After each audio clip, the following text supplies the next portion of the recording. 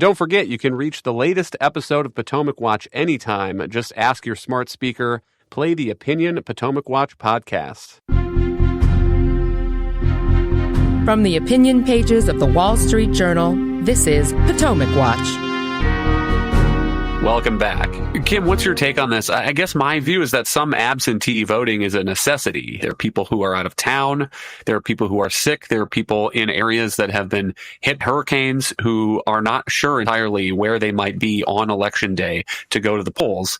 But in my view, when you start getting to a point where a third or a quarter of it is voting by mail, the system where there is this enormous amount of slack and questions about deliveries and questions about whether they have filled in the ballot declaration and signed it and dated it correctly, and tens of thousands of votes that are being invalidated in key swing states just as a matter of doing business on a regular basis.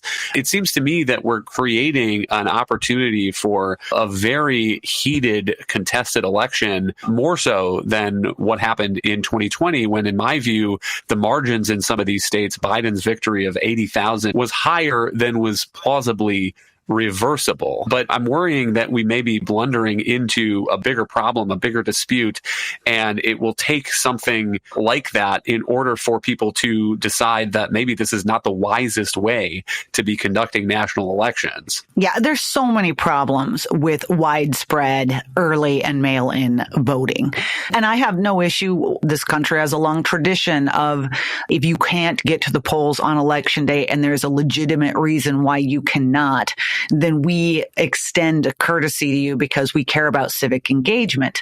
But that actually is my concern as well. In addition to all the things that you have talked about, the distrust the system creates, the opportunity for error, the opportunity for post-litigation, and for people to doubt in the truth of what happened, there's also this question of civic participation, because I just think it's one of these statements that's made that's utterly false and that just isn't examined enough. But the argument that's always made by those who say we should have mail-in voting is we have to make voting easier. And the assumption, the follow-on from that is that, and then more people will vote, more people will be engaged in the process. But you do not see that borne out across the country. So California, which has some of the laxest voting rules anywhere in the country, has some of the worst participation rates, in particular in presidential elections.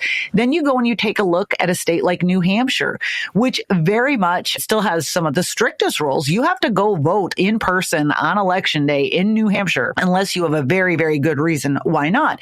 And New Hampshire, people get really into it. Voting day is exciting. Everybody wants to go, and it's this badge of honor to go show up at your local precinct. People say hi, they have coffee, they have donuts, and they go, and they're very much into it. And New Hampshire has some of the highest voting participation rates in the country and has done for some time.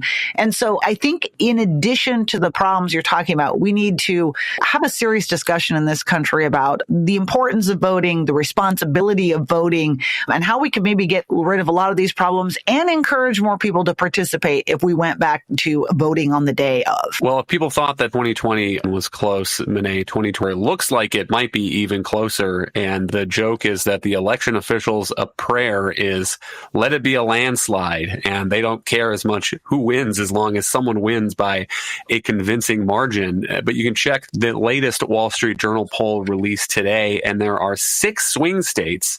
Arizona, Harris up 2, Georgia, Harris up 1, Michigan, Harris up 2, Wisconsin, Harris up 1, Pennsylvania, Trump up 1, North Carolina, Trump up 1. And obviously you could have an outcome like in the 2000 election where the Florida margin, Governor Bush's victory was 537 votes. And Monet, that is what I'm hoping we don't get to. Well, if the polls are any guide, we can only expect to have at least one of the many swing states come down to a very, very narrow gap between Harris and Trump. And I think that's particularly clear because the swing states are much closer at this point in the election than they were 4 years ago. If you look at some of the polling from October of 2020, you saw Joe Biden leading pretty comfortably in most polls in all of the so-called blue wall states, Pennsylvania, Michigan, and Wisconsin. He was also leading pretty handily in Nevada. And this year, all of those states are within a couple of percentage points in the most recent polling. And so we can only assume that some of them are going to have really small margins of victory for one candidate or the other, which is going to completely amplify all of those scenarios that we were just talking about before with the early voting. And so I think, again, the parties are right to be preparing for what they're going to do in the event of a closely contested count in some of these places. And I think listeners can dig in and prepare to not have everything settled by the end of the evening on election night. Thank you, Benet and Kim. Thank you all for listening. You can email us at pwpodcast@wsj.com. If you like the show, please hit that subscribe button, and we'll be back next week with another edition of Potomac Watch.